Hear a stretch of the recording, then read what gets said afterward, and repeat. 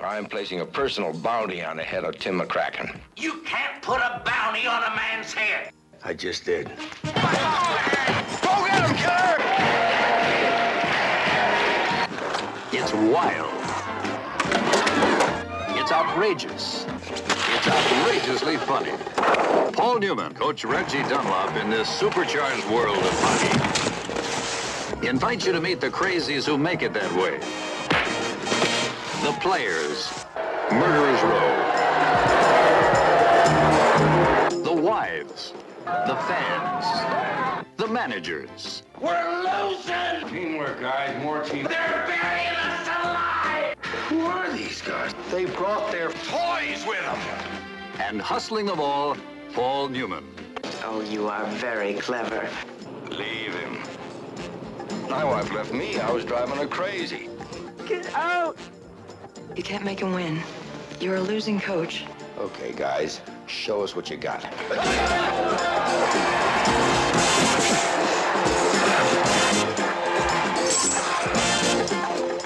Behind the comedy, the sex, the wild excitement, this is the absorbing story of one man fighting to hang on in a world gone absurd. They don't want you to score goals. They want blood. They're booing you. There's never been a film like Slapshot. There may never be another.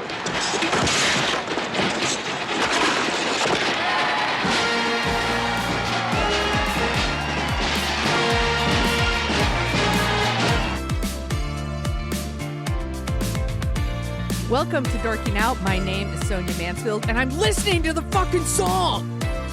Joining me is my podcasting sister from another mister and the co-host of Dorking Out, Margot D. Hello, my friend. Are you guys triplets? No, he's older. I'm 19. He's 18. Sorry, 20, 19, 18.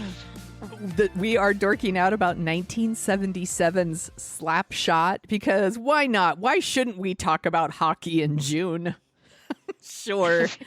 It's directed by George Roy Hill. It's written by a woman. What? Nancy Boyd. And stars Paul Newman, Michael Ontkean, who Ontkean, it's Nancy Dowd. Nancy, what did I say? Nancy Boyd, huh? I think I did. Yeah. I said the wrong name. I'm so sorry. It's Nancy Dowd. That's okay. And it's also got the Hanson brothers, played by Jeff Carlson, Steve Carlson, and David Hanson. Lindsay Krause is in there. Jennifer Warner. Let's start like we always do. Did you see this in the theater? Because I suspect you didn't. No, this is one of those like Saturday afternoon movies in the 80s that I saw. And I remember this is one of my dad's favorite movies. Yeah, this is such a dad movie. My dad, too. Yes. Yeah, I mean, we get a lot of comments from people saying that this is my dad's favorite movie or my uncle's favorite movie, or people are in the Pittsburgh area, like we know people who were there as extras. It's here. This is my first time watch. I've seen clips, but I've never seen the whole thing. So this was a first time watch for me. And like, we'll just say right off the bat, like there's problematic language throughout this movie. Let's just start right there. They're throwing gay slurs around. They're throwing around the R word. There's all kinds of stuff. So you have to realize the time in which this movie was made. If you remove that stuff from your brain, I actually think this movie is really funny. And I thought the hands. Yeah, go ahead. I think it's funny enough to overcome. I think the jokes totally hold up. It holds up well. I think the movie. I agree, I'm going to agree with what you're going to just about to say. Like it's all about the Hanson brothers. Yes. Like they make. These are the Hansons, and I don't mind the Hansons. Like their music and stuff is fun, but these are my Hanson brothers. Like this is it. You're all bop is catchy, but these are my guys. Right. Again, I had never seen this movie before, but I knew who they were, and I had like a vague idea of what their deal was. I was not prepared to laugh as hard as I did at the Hanson brothers in this movie. Like, ridiculously hard. Like telling my sister about it last night after watching it and showing her clips and still laughing really hard. I really like them. They have great comic timing. And also, did we even mention Paul Newman of it all? Oh my God. He's so hot. He's hot. wearing a woman's leather coat with a fox trim So at one hot. point, and it works. It totally works. He's sexy AF in this movie. He said this is his favorite movie. You could tell he's having a good time. Yes. I like George Roy Hill movies very much. I think he has a great sense of a joke, a pacing. Yes. I think the movie opens where and I love the Canadian hockey players too. They speak this Quebecois. Yes. They're hilarious, but they open with one of them on a talk show. And so the team is the Chiefs, and they're in Charleston, Pennsylvania, which is made up. And it's a minor league hockey team in the 70s. Yes. You cannot expect it's going to be, I think it's remarkably restrained. I've seen much worse stuff, like language-wise and tone-wise. For sure. From films, For sure. recent films versus then. But he's on it's hilarious. He's on a show in the morning and he's just like using the hockey stick to show all the penalties. Yeah, he's basically beating up this talk show host to explain the penalties to it. And it's really well paced. Like, yes. They take their time with it. Like, the whole movie is like that. They're smart enough to let you know, like, you're smart enough to kind of pick apart what's happening and yes. enjoy it. Yeah, I really liked it. And again, it's set in this fictional small town in Pennsylvania. There's a local, if you don't know the plot of the movie, there's a local steel mill that is closing, and it's going to lay off a bunch of workers. And the owner of this team is going to sell the team or disband the team because attendance is going to be low because nobody's going to be paying attention to hockey or paying money to go to games when they've all lost their jobs. Like, the town is shutting down basically.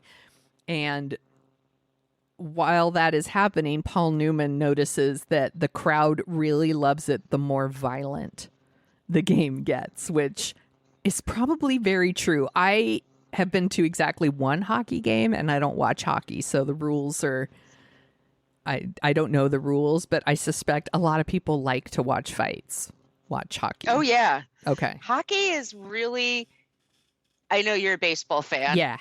But it's the opposite experience of a baseball game. Like, you have to be watching every minute. It's critically timed. They're beating the shit out of each other up and down that ice. They're exhausted, and there's just a lot of aggro energy. Yes. And when they get pissed, they just really kind of pop off. They do. Yeah. And I looked this up. Paul Newman was 52 when he made this movie. I am someone who broke my elbows walking the dog. So I have nothing but respect for Paul Newman out there on that ice. I would break a hip. Just saying. Yeah, and he lived on popcorn and beer, basically. It's not like he was super jacked. Yes. Like we say nowadays. It's not like he's doing cross training in the garage in between takes. Yeah. He was living hard.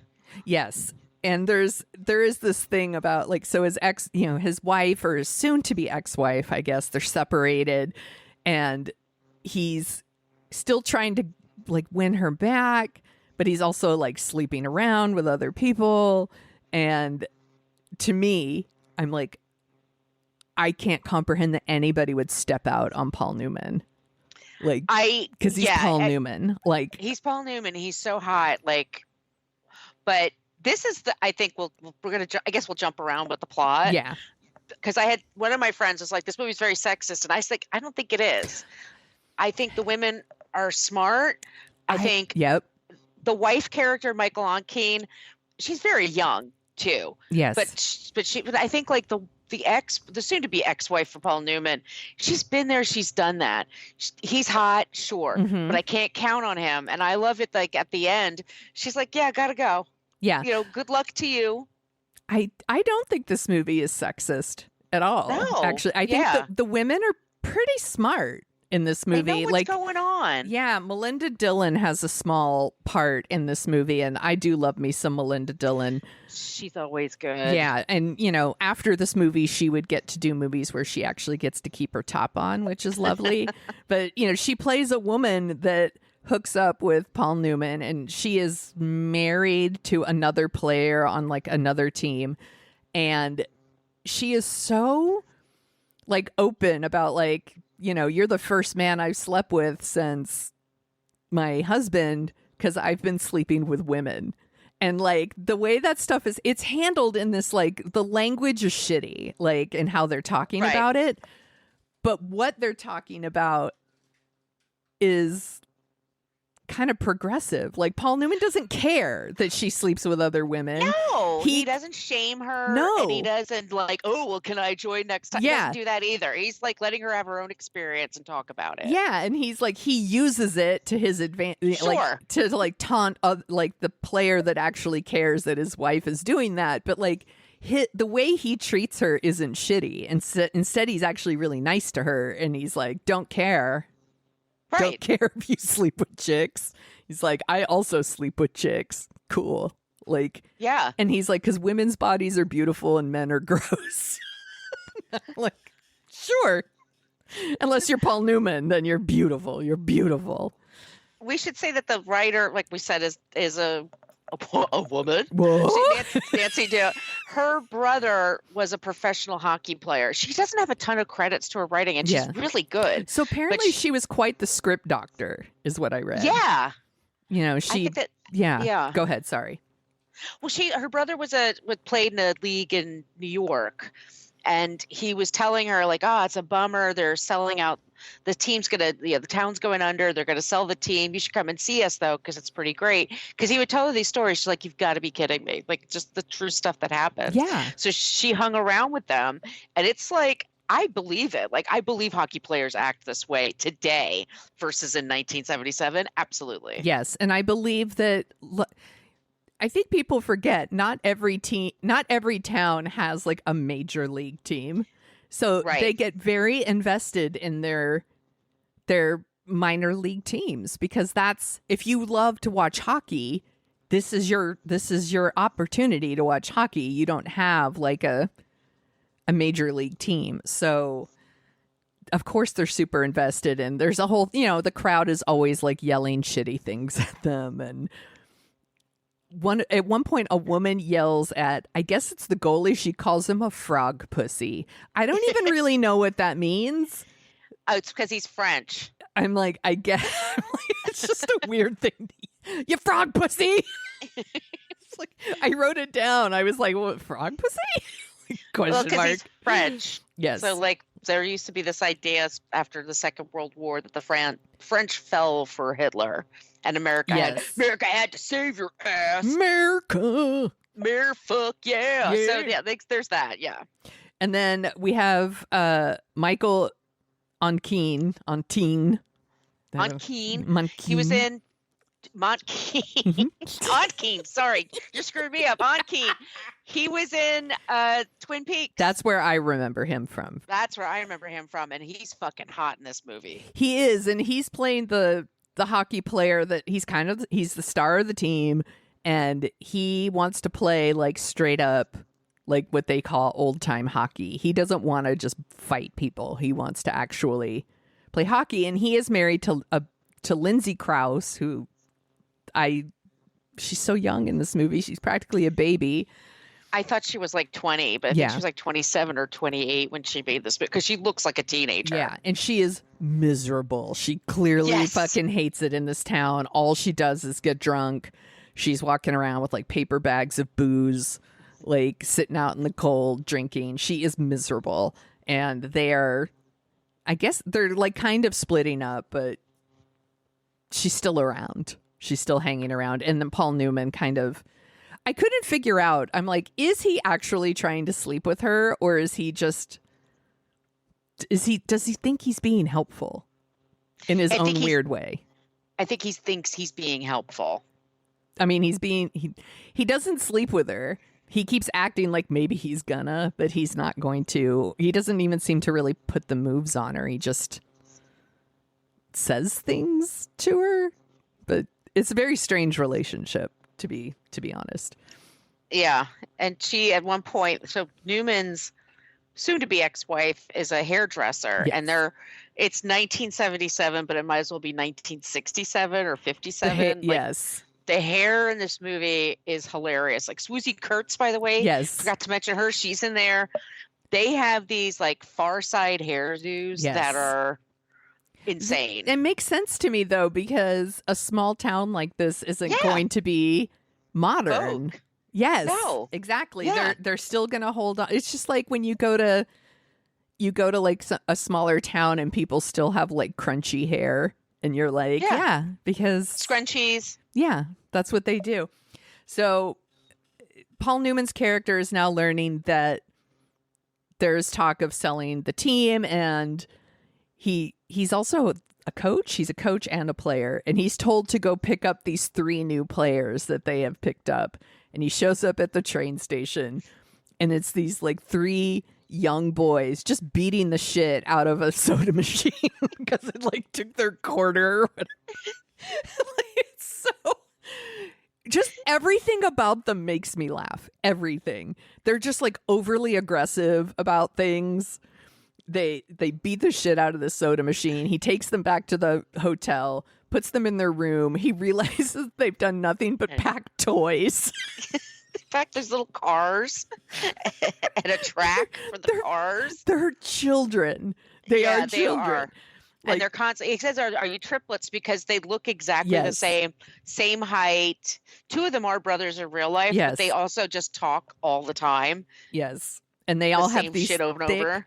thick hard rim glasses, black hard rim glasses that all 3 of them wear, and they just cause mayhem like wherever they go on the ice. But just him like looking in their room, and they have their fucking car tracks set up, and they're like you broke my car, man.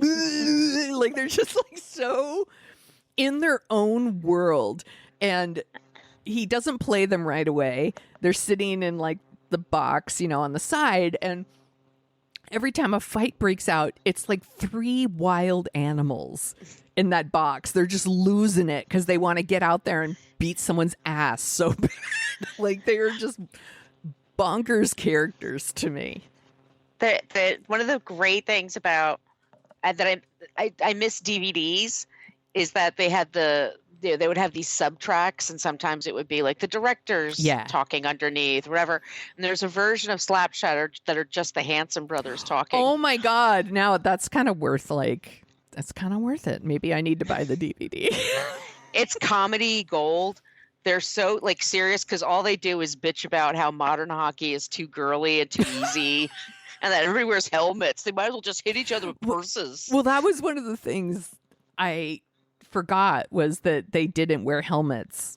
No, only the goalie. Yeah. So at a certain point, like Paul Newman lets these brothers out on the ice, and they are just beasts. They're beasts on the ice. They're dirty and violent. And like even the ref, like they come by and they like sweep the ref's leg and make him fall, or they skate by the other team and use their stick to like slap everyone. The game hasn't even started and they're fighting people. It's just, I felt like a child that it made me laugh so hard. I was like, why am I laughing at this so hard? Like, They're just so silly. They're so great. There's also like they're singing the national anthem, and they're all covered in bruises, and their faces are all jacked up. yeah, they didn't Like you even make said- it. They didn't even make it to the national anthem before they got into a fight, and there's no Right. no refs on the ice to stop them. No, so like they're singing the national anthem. The ref goes up to the head Hanson and is like, "Look, I'm not going to put up with your crap." He just screams in his face, "I'm trying to listen to the fucking song." I laughed. I watched this for the first time many years the other night, and I laughed so fucking hard over that. Yes. I howled. I did It's too. funny. They're so funny, and just the stuff with like, a guy in the stands like throws and hits something at one of the brothers, and the brothers are like, "That's it," and they just like jump into the crowd, and like one brother's like, it's that one, and then like brothers are beating him up, and they're like, not him, that guy. Like they're just because they can't see. Yeah, they're just beating the shit out of everyone in the stands. And then we have like Paul Dooley is in like a very small role up there as the announcer, like describing like what's happening and about how like everyone is trying to stand up to the Hanson brothers and they're just mowing people down. They're just monsters in the most hilarious way. I don't know why. I think it's so funny. I just think it's funny too. I just laugh myself silly. I also love it when it's also during the very beginning where somebody hits the hockey puck really hard and it hits the guy playing the piano, the organ. Yes. You see him later and he's wearing a helmet. It's just, I don't know what to tell you. It's just like, that's all this movie is. It's a bunch of scenes. Like they're on the ice and they're by the soundtrack of this movie is great. Oh my God. It's like, Get Right Back Where We Started From. Yeah. It's such a good song. Such great music. Yes. It's like, I think it's just all the shenanigans that we think that they do anyway. And it's a lot more innocent than it sounds, I think.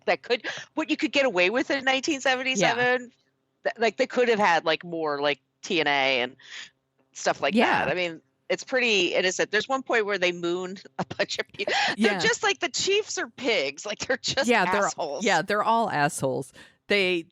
As the Hansons become so violent, like it turns into a word of mouth thing, and they start like packing the stands, and people start coming, and they get a booster club, and it's so like it's all these people like wearing like the big fake glasses and the noses, like because they are so obsessed with like the Hansons. And it's just I can watch a movie like this now and understand so much like how much Bull Durham took from Slapshot.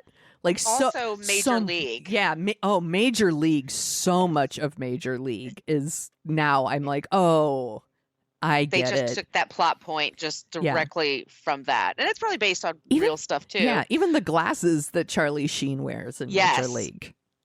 That's exactly, that's a nod to the Hansons. There's a lot. Like I said, though, there's some heart to this movie. There's some times where it kind of slows down and it's just about people just living their lives and figuring out what they want to do when they grow up. And, and it's hard, it's everybody's trying to figure that out. Yeah. But then this silly hockey comes along. And I would be like, if I lived there in 1977, that was the entertainment, I'd be there so fast. Of course. With a beer and hot dogs and like making a fool of myself, screaming in the stands. I think that sounds like fun. Well, there's two like more quiet storylines going on with Lindsay Krause like trying to figure out if she wants to leave her husband, and she's like palling around with Paul Newman a little bit. So, and that stuff is, she's crying. She just shows up at his house at one point and is like, she has the dog and like half their wedding gifts or whatever. And she just shows up. But there's also this thing where Paul Newman's trying to find out like who's really the owner of this team. And he finally meets her, and he's surprised to learn it's a woman named like, Anita McCambridge or something. Her husband died. She owns the team. And she's like, yeah, the team is doing better. It's actually making some money, but I'll make more money if I just sell it and take a tax write-off. And he's, talking to her like, these are people's lives. This isn't just about money. It's also people's lives. If these guys aren't playing hockey, they have to go back and work in like factories and things and the like factories are closing. And the factories are closing. So what are they going to do? Like, he's trying to appeal to like her better nature, but she's like, nah, fuck off. I'm going to sell the team. So it doesn't matter. But those are real things that he's talking about that really happen. And then we get, in like all these sports movies, we get to like the final game and they're playing this team. Was it the Syracuse team? And they have now packed their team with like their dirtiest players in the league all across the country.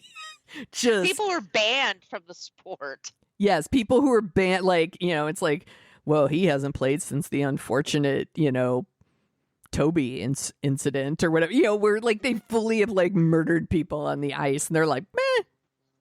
And they let him play. And the team they don't want to win based on fighting, so they just get their ass kicked for like the first half of the game, basically. Right. Like just, and then the second half turns into a full-on brawl, just a brawl.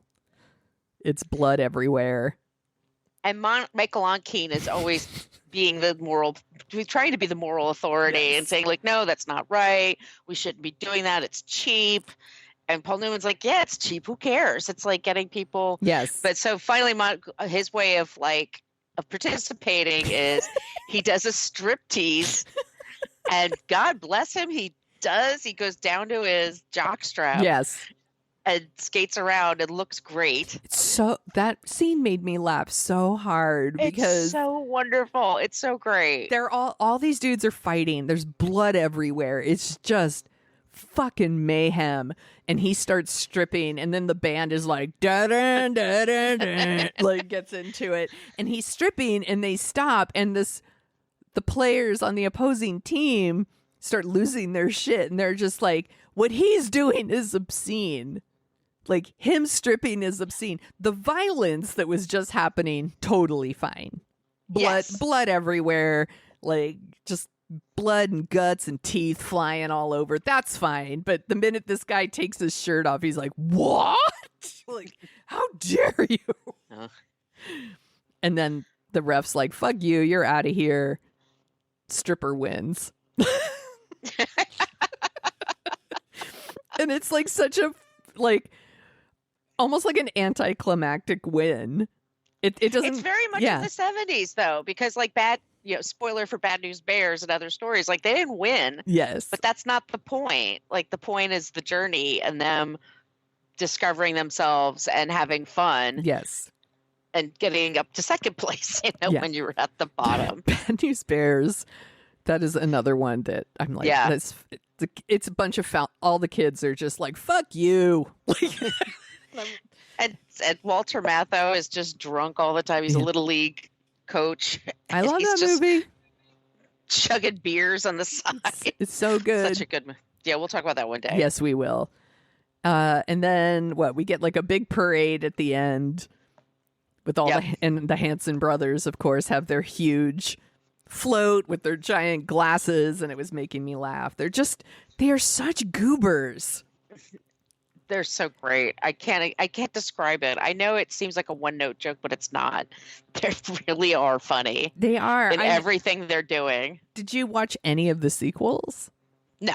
Okay, I also obviously have not, because I hadn't even seen this movie until this week. But I guess the sequels are mainly about the Hanson brothers, and then I wonder, would that work for me? Because I think what works here is how they are used sparingly. Yes. I don't know if it would be funny for me to 90 minutes of them just beating the shit out of people. Or maybe I'm wrong. Maybe that would be hilarious. I'm guessing because we haven't heard anything about it, either one of them, it's not going to be that hilarious. Yeah. I agree. I'm not going to go watch them. But who's the star? There's somebody that's the star. Oh, Stephen Baldwin, please. Ew, really? Yeah, the first sequel. Oh, yuck. No, thank you. No, thank you. I looked it up. So Nancy Dowd wrote Coming Home, Swing Shift, and Let It Ride.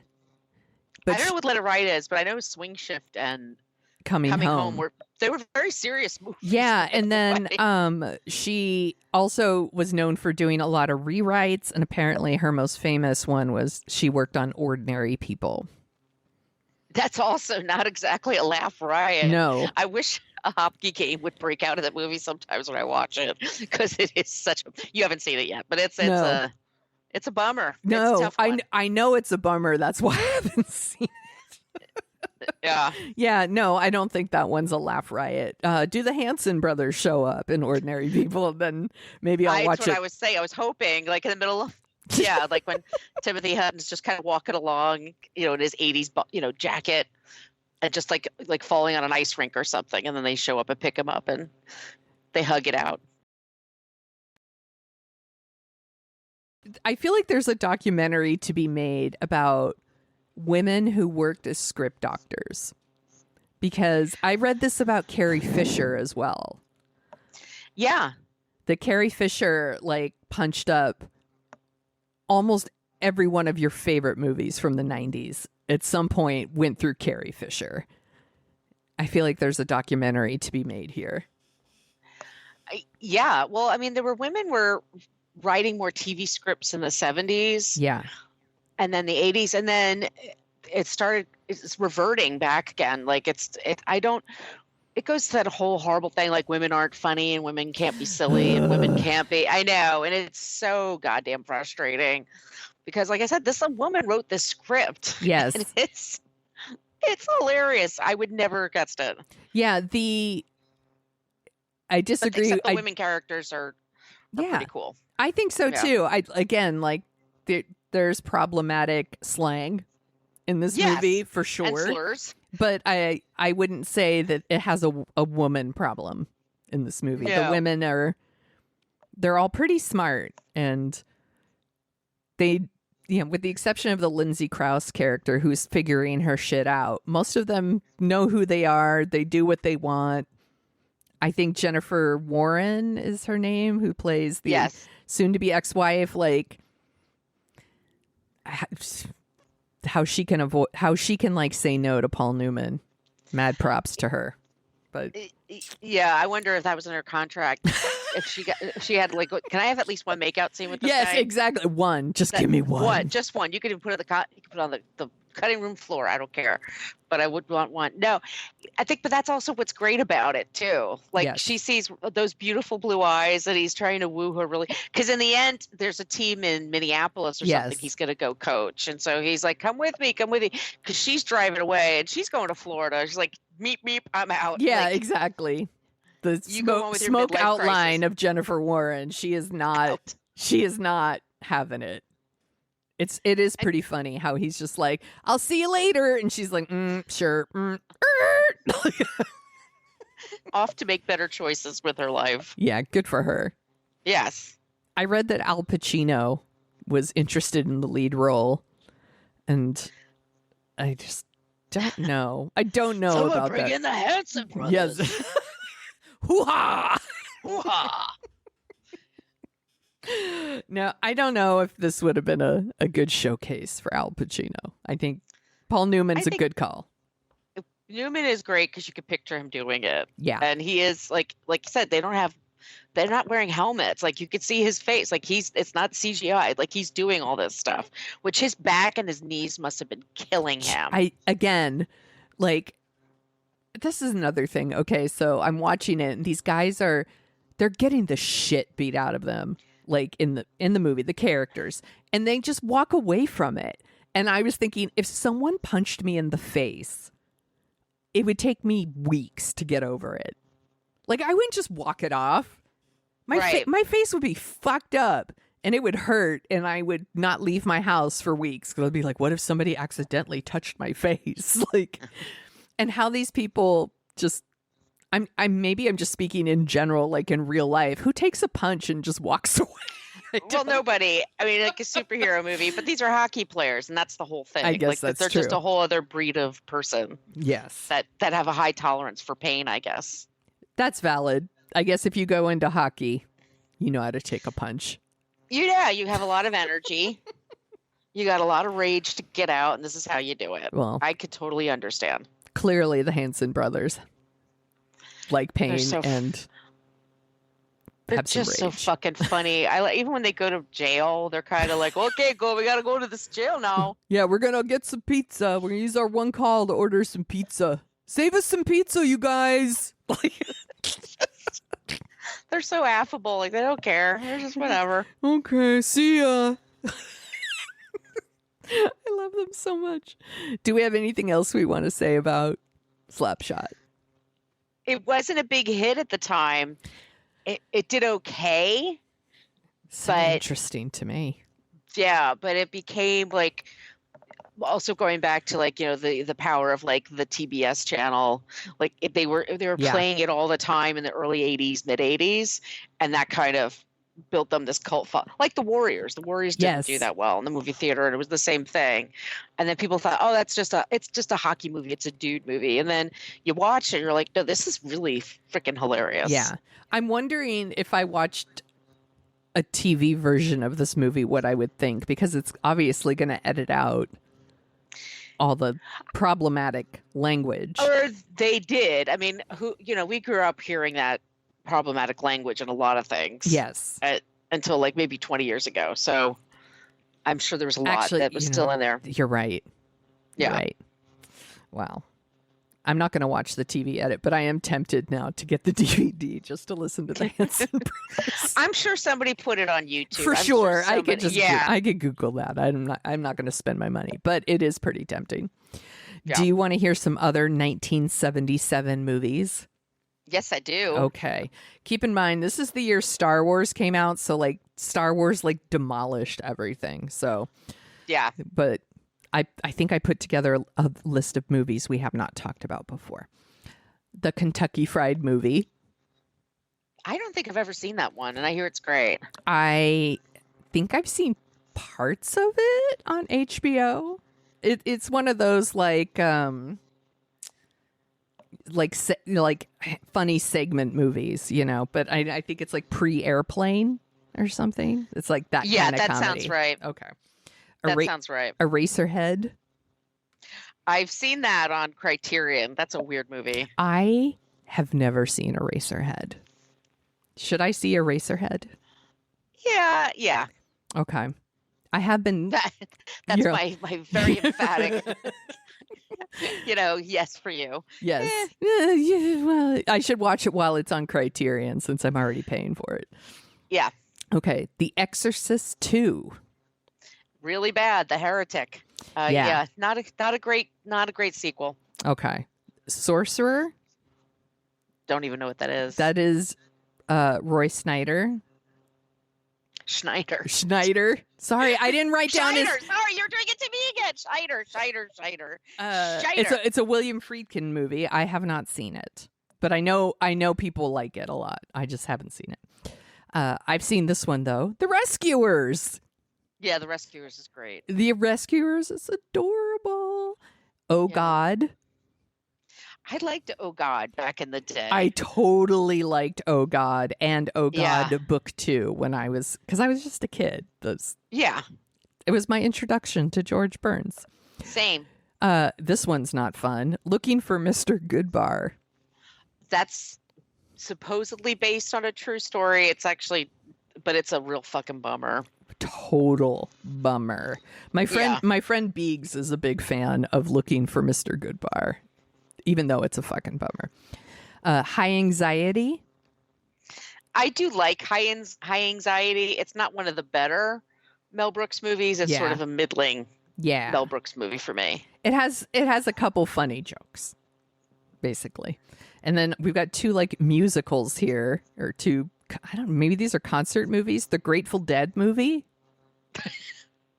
Is that a concert movie? I've never seen it. I don't know. I'm pretty sure it's a concert movie. I don't know if I've ever seen Jerry Garcia try to act. I think it would be kind of funny, but... And then the ABBA movie. Oh, what's the ABBA movie? It just says ABBA the movie. Let's Google it. ABBA the movie. Let's see what happens. I bet maybe it's a concert movie. It's about a DJ named Ashley who follows ABBA around on their Australian tour in hopes of getting an interview. It's a mockumentary comedy drama. Okay. That's pre-Spinal Tap. Okay. I have not seen it. So. No. I'm not tempted, but. I like ABBA music, but. I love ABBA, but I don't need to see. I'm not going to watch this. No. Do you want to hear the top 10 songs when this movie came out? Yeah, I do. It's February 25th, 1977. This is the American top 10. Number 10, Weekend in New England with Barry Manilow. Oh, just turned 80. 80. Oh my gosh. Yep. I like old Barry Manilow songs. Me too. I'm totally supportive of Barry. Number 9, speaking of ABBA, Dancing Queen, the best song. Come on, it's their best song. This is another great song. Bob Seger, Night Moves. That's my favorite Bob Seger song. Same. This is a horrible song. Mary McGregor, Torn Between Two Lovers. Torn between two lovers. Ay, ay, ay. That's an earworm, though. It'll stick with you. It will. Number 6, The Jacksons, Enjoy Yourself. That's a good song. No, I love this song. This is so dorky, but Kenny Nolan, I Like Dreamin'. Because dreaming can make you mine. I haven't heard that one in a really long time. God, I love it. Great song here. Number 4, Steve Miller, Fly Like an Eagle. That's a dope song. That's a summer song. That is like such a summer song. Another dope song. Manfred Mann's Earth Band, Blinded by the Light. I love that song. Fucking amazing. Yep. Number 2, Barbara Streisand, Love Theme from A Star Is Born, Evergreen. I know. Such a good song. And number 1, so this is once again, it's a 45 single, so it's 2 sides. Yeah. Right? New Kid in Town by the Eagles, followed by Victim of Love. Great songs. I love the Eagles. I know. It's Love. very white lady, middle-aged white lady. I know but this. That's what I am. I know this about myself. There's the Eagles, Fleetwood Mac, Yep. that shit, like 70s, like I fucking love that shit. I can listen to it all day. Same. What else are you dorking out about, my friend? I got a few suggestions, not too many. I from Amazon, I streamed a movie called Little Richard, I Am Everything. So it's a biography of Little Richard. It's really great. I love Little Richard, but I even love him even more now. Ooh, okay. It's on my list. I'm going to bump it up. Netflix, Black Mirror released 5 episodes. I watched the first one. Yeah. Oh my God. I watched all 5 on Saturday. I just stayed home and they're all really good. It's the writing. We'll talk about the WGA strike on What a Creep, but the writing on the show is so good. So well done. So smart and creepy and fun. And I just really enjoyed it. And then lastly, we talked about this in What a Creep. I'm going to talk about it here too. The Daily Fail, which is our friend Kristen Meinzer and Maura Curry, and they take stories from the Daily Mail of London, which is called the Daily Fail because their editorial policies are really, they're pretty out there. So if you're looking for that, that's the good stuff. That is a bunch of really great recs. I finished the final season of Never Have I Ever because apparently I'm a teenage girl and I find the show insanely watchable. And I was getting frustrated this final season because every character just lies for no reason. And that creates their situation for every episode. And I was like, if you would all just stop being such liars, none of these things would happen. But then you don't have a show. So I think I'm glad that it finally wrapped up. It has a very satisfying conclusion. I think people who are watching the show will be very pleased how it ends. I'm not going to spoil it for anyone. But there are solid jokes in this show. And if you like the characters, I think you will be pleased. And then the other one, I watched all of Our Planet 2 on Netflix, the nature documentary. I love those. I don't know what you're talking about. You don't know what Our Planet is? The one's narrated by David Attenborough? No. Oh, they're like nature documentaries. And I grew up watching those, Wild Kingdom and all that stuff. So I've always I like nature documentaries. I find them fascinating. And there's all these Green Planet, Blue Planet shows that are the footage is so beautiful now because they have like these amazing like high def cameras. They have small cameras where they can just like get in places now and get really close up and look at like gross bugs and bleh, it's so gross. But like, you know, they have cameras that can go to like the bottom of the sea now and like catch amazing footage of stuff like that. It's bananas. So there's Our Planet, and then there's Our Planet 2. And this one is showing like animals on the move, like how they migrate, you know, and sometimes it shows how we as humans negatively impact those migrations. But it also shows like how sometimes we've helped. Like there's these gross little fucking red crabs. They're nasty. They look like little spiders. I posted some on my TikTok because I was like, oh, hell no. And there's millions of them, and they just move through this Australian town. Like, just, it's gross. But they were like starting to get run over by cars because they're just taking the path they've always taken for like millions of years or whatever, and now they're starting to get hit by cars or whatever. And so they show like there's these people whose job it is to like go out there and like they stop the traffic and they like go out there with rakes and they move all the craps over. Or oh my God, it's amazing. Or they built like almost like an overpass, and the crabs will like crawl up the little overpass and go over the road. It's really cool. And there's like another one with like some antelope in the Rocky Mountain that they were constantly getting hit by cars. And so they built like an overpass, and now the antelope just take this overpass when they do their migration. And it's not for cars, it's just for them. And that stuff like renews my faith in humanity when you see stuff like that. There's another one with some elephants that like wander through a town in China, and the elephants just start stealing food, and people are like, yeah, what are you going to do? Sometimes elephants steal your food, and they just leave the food out for them instead of like trying That's what I would do. Yeah, because they're just Team like, elephant. yeah, like they're here first, you know? So there are things in the show that can be depressing. Like it's sometimes it's hard to watch like one animal like kill another animal and eat it, you know? It's like, that's not my favorite thing to watch, but I get it. And then to see like the impact that we're having on animals that are just trying to like go about their business, it's really depressing.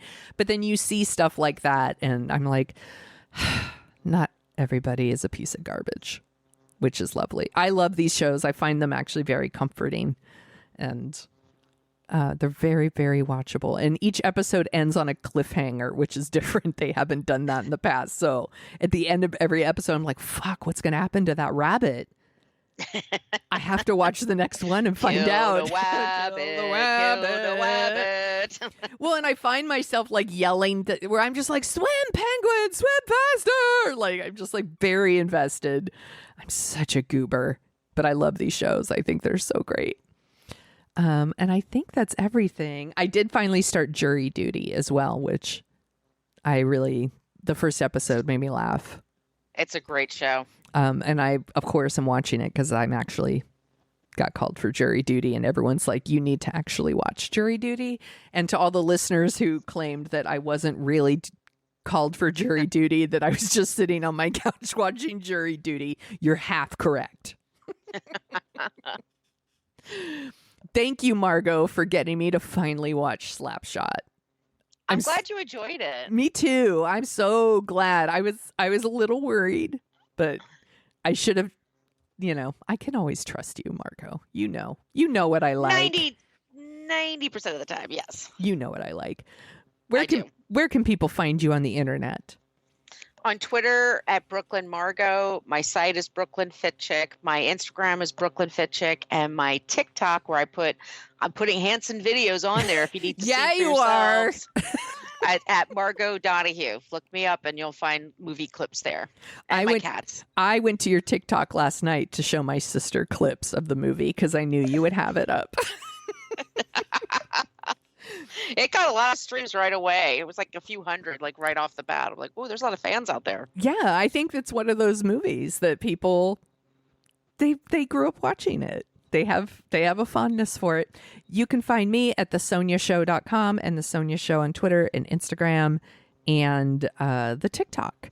And if you like the sound of our voices, we also co-host a podcast called What a Creep, where we talk about creeps of the past and the present. And we end every episode with someone who's not a creep. Our most recent creep is Pat Sajak. He's such a dick. He's just a dick. He's just an asshole. Yeah. And then before that, we did George Washington. So fun. You're welcome.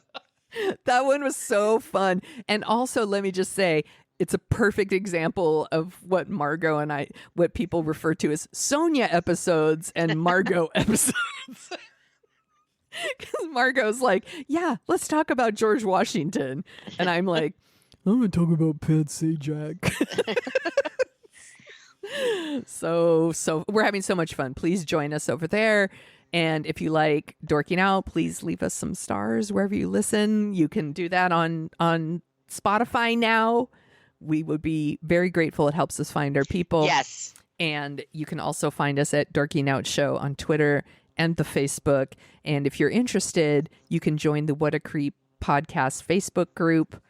You have to answer some questions, and there's a lot of Dorking Out people there. Just say you're from Dorking Out.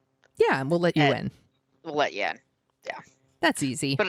But I understand it's a Facebook page we talk about creeps, like we said, from past to the present. We just talk about stuff in the news and things like that. So if you act like an asshole, we have to kick you out. But if you're there just for the dorking out content, there are people there just for the dorking out content, and they have fun, and they offer us suggestions there too. Yes, because we do love requests. So you could also email us at dorkingoutshow@gmail.com. And if you want some stickers, give us your address and we'll send you some stickers. Thank you, Margot, again, for Slapshot. The Hanson brothers will now live rent-free in my head, and I will try really hard to not channel my inner Hanson brother when things don't go my way. Took my fucking